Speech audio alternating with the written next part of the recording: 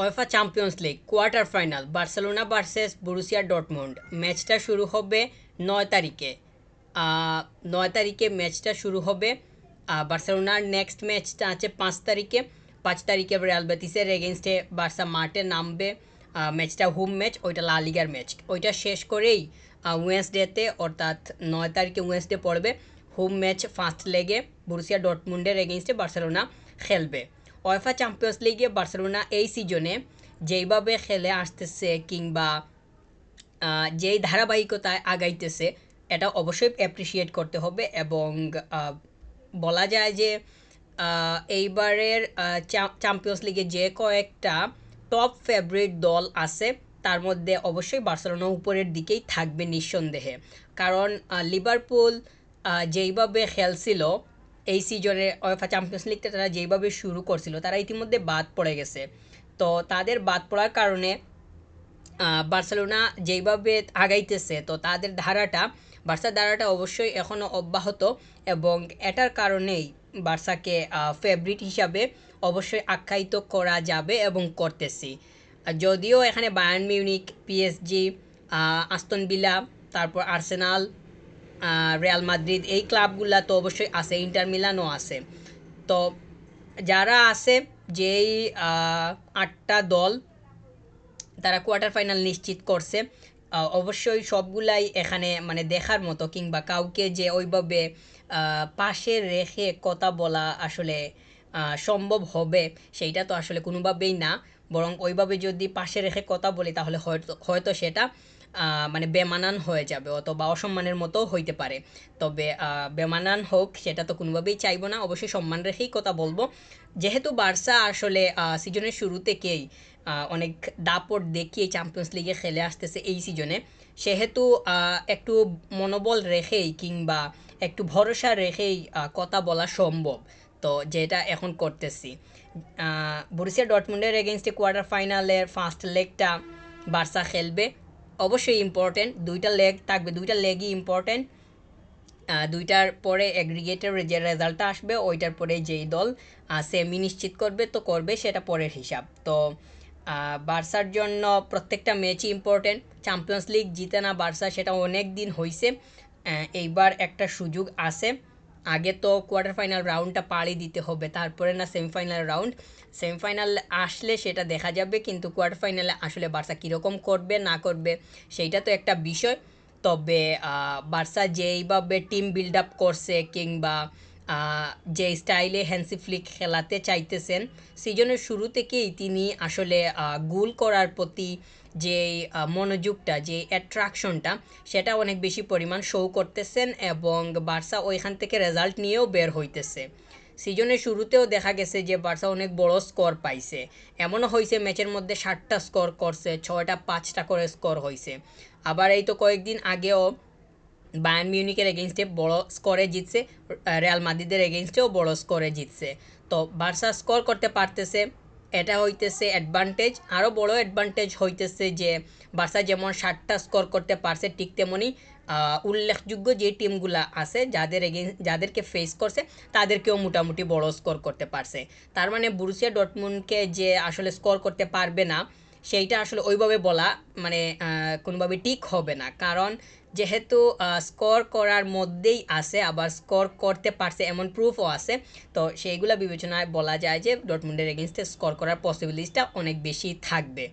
Barca score পাইতেছে, দেখা যায় যে এমনও হয়েছে যে বার্সার 3টা 4টা প্লেয়ার্স মিলে স্কোর পাইছে একটা ম্যাচ থেকে, যেইটা অনেক বড় একটা মানে ডিফারেন্ট 3টা 4টা প্লেয়ার মিলে স্কোর পাইছে এরকম মানে হয়েছে। তো এটা অনেক বড় একটা সুবিধাজনক বিষয় যে যে কোনো প্লেয়ার স্কোর করতে পারতেছে, কিংবা যখন সুযোগ আসে সুযোগটা কাজে লাগানোর মানে সম্ভাবনা তৈরি হয়। তো এইটা অনেক বড় একটা বিষয়। আবার আমরা গত ম্যাচটাতে অ্যাথলেটিকো মাদ্রিদের এগেনস্টে বার্সা যখন খেলছে লা লিগার কুপা দেল রে এর ম্যাচ, তো ওইখানে ফেরান তুরেজের যে একটা গুলি পাইছে, ফেরান তুরেজের ফিনিশিং ছিল। তো ওইটা ফিনিশিংটা খুবই স্মার্ট ছিল, ভালো ছিল, তার মুভমেন্টটা খুবই দারুণ ছিল। তো এটা বলা যায় যে ফেরান তুরেজ যদি বরুসিয়া ডর্টমুন্ডের এগেনস্টে সুযোগ পায় আর তার কাছে যদি এরকম কোনো সুযোগ আসে, মানে চান্স ক্রিয়েট হয় চান্সটা সে কাজে লাগানোর সম্ভাবনা অনেক বেশি পরিমাণেই থাকবে, কারণ সে এখন মুডে আছে, আবার তার পজিটিভিটিটাও খুব ভালোভাবেই দেখা যাইতেছে।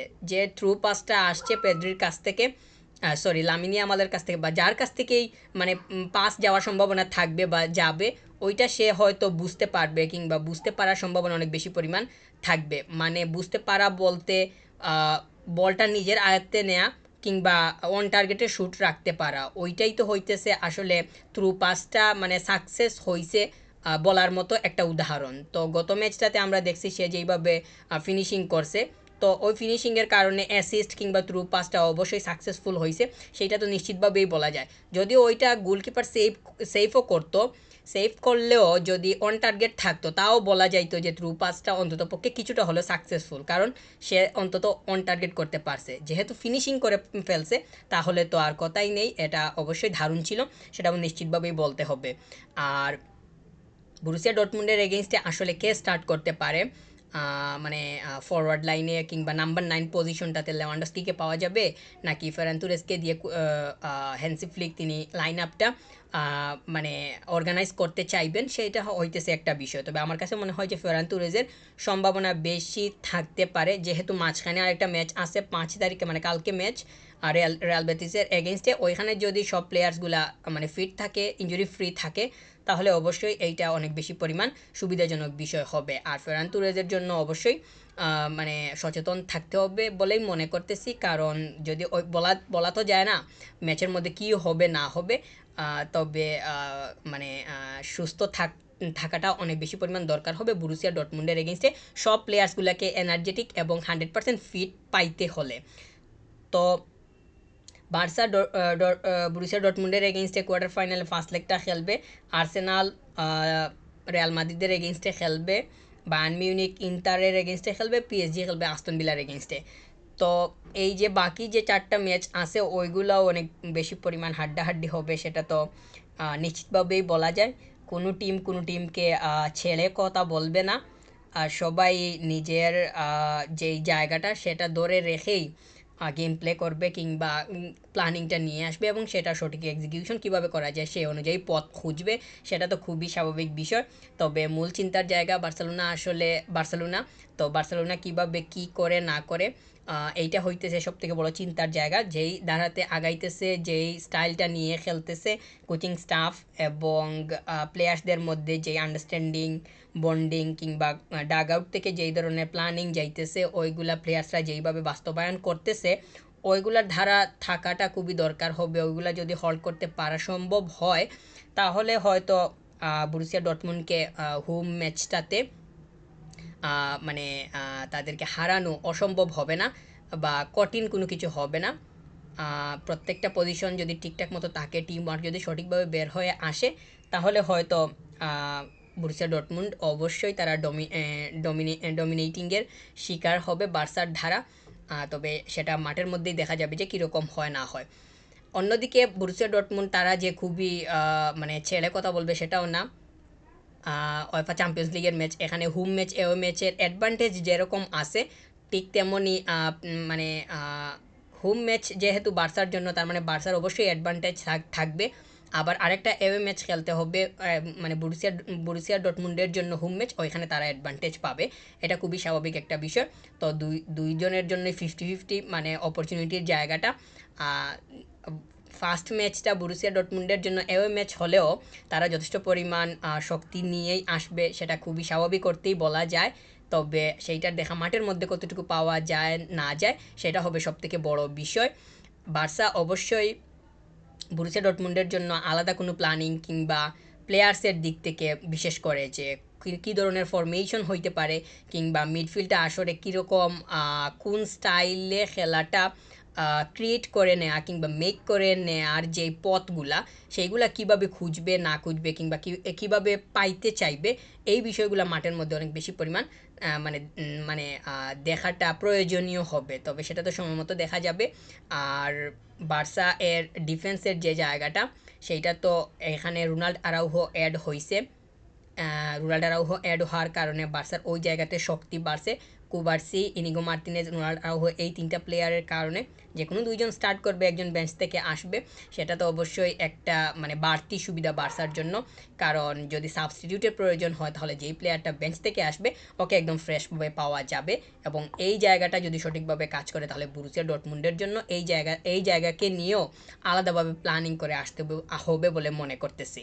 অবশ্যই তারা এগুলো অ্যানালাইসিস করবে, তারা যা জানে সেগুলার তো 1%ও আমি জানি না। তারা যেইভাবে মানে প্ল্যানিং করে আসবে কিংবা বার্সাকে যেইভাবে তারা মানে আটকাতে চাইবে সেইগুলা তো অবশ্যই মাঠের মধ্যে মানে দেখা যাবে। তবে তারা করতে পারে কি না, আটকাতে পারে কি না, সেইটা হবে মুখ্য বিষয়। আর বার্সার জন্য যেহেতু হোম ম্যাচ, সেহেতু অবশ্যই অ্যাডভান্টেজ থাকবে কিংবা এনভায়রনমেন্টের দিক থেকে সব কিছুই বার্সার ফেভারে থাকবে, এগুলা তো নিশ্চিতভাবেই বলা যায়। ওইখানে যদি ভালো একটা স্কোর করা সম্ভব হয় তাহলে ওই ম্যাচটাতে গিয়ে অনেক বেশি টেন্স ফ্রি অবস্থায় বার্সা গেম প্লে করতে পারবে, এবং এই জিনিসটা বার্সাকে নার্ভ ধরে রাখতে অনেক বেশি পরিমাণ হেল্প করবে বলেই মনে করতেছি। হোম ম্যাচ থেকে যদি একটা বিগ স্কোর বের করে নেওয়া যায়, যেমন বিগ স্কোর বলতে যদি 3টা স্কোর করতে পারে কিংবা 4টা, মানে 4টা স্কোর করতে পারবে না এরকম তো না, যেহেতু আগেও স্কোর করে আসছে বিগত ম্যাচগুলোতে দেখা গেছে যে ফেভারিট দল কিংবা মোটা মানে ইম্পর্টেন্ট দলগুলার এগেনস্টেও স্কোর করে আসছে, বড় স্কোরও পাইছে। তার মানে বরুসিয়া ডর্টমুন্ডের এগেনস্টে স্কোর বের করে নেওয়া যে অসম্ভব সেটা না, তবে সেটা পারে কি না সেটা তো আসলে মাঠের মধ্যে দেখা যাবে। প্লেয়ার্সগুলো যদি পজিটিভলি গেম প্লে করতে পারে, যে চান্সগুলো আসবে ওইগুলো যদি গুলে কনভার্ট করতে পারে তাহলে তো স্কোর বের হয়ে আসা অসম্ভব হবে না। আর যদি 4টা স্কোর বের করে নিতে পারে তাহলে তো এওয়ে ম্যাচটাতে গিয়ে অনেক বেশি পরিমাণ রিল্যাক্সে খেলতে পারবে। আবার ওই এওয়ে ম্যাচে যে 4টা কনসিড করবে না সেটারও কোনো গ্যারান্টি নাই, কনসিড করতেও পারে। তো ওইটা ওই সময় দেখা যাবে। তবে হোম ম্যাচটাতে যাতে একটা বড় স্কোর বের হয়ে আসে সেই দিকটাতে এখন বেশি মনোযোগ দেওয়া দরকার, যাতে আগে থেকেই ম্যাচের কন্ট্রোলটা কিংবা 2টা লেগ মিলিয়ে অ্যাগ্রিগেটেড যে কন্ট্রোলটা ওইটা যাতে বার্সার দিকে চলে আসে, ওই দিকেই বেশি ফোকাস করাটা প্রয়োজনীয় হবে। ফুটবল গুলের খেলা, দিন শেষে গুলটাই সব থেকে বেশি ম্যাটার করে। যদি এখানে 4টা স্কোর বের করে নেওয়া যায় তাহলে পরের ম্যাচটাতে গিয়ে অনেক বেশি রিল্যাক্স মুডে থাকা যাবে, কাম ডাউন অবস্থায় বার্সা থাকতে পারবে। যদিও এখানে গিয়ে প্রথমে কনসিড করেও ফেলে তাহলে অ্যাগ্রিগেটের কারণে দেখা যাবে যে মনোবল কোনোভাবেই ভাঙতেছে না, এইটা বার্সার জন্য অনেক বেশি মানে সাহায্যকারী একটা বিষয় হবে। হোম ম্যাচটাতে বার্সা আসলে কীরকম করে না করে 9 তারিখে ম্যাচ, সেটা আসলে সময় মতো দেখা যাবে। তবে আমার কাছে মনে হয় যে প্লেয়ার্সগুলো যদি পজিটিভ থাকে তাহলে ভালো কিছু আসার সম্ভাবনা অবশ্যই থাকবে।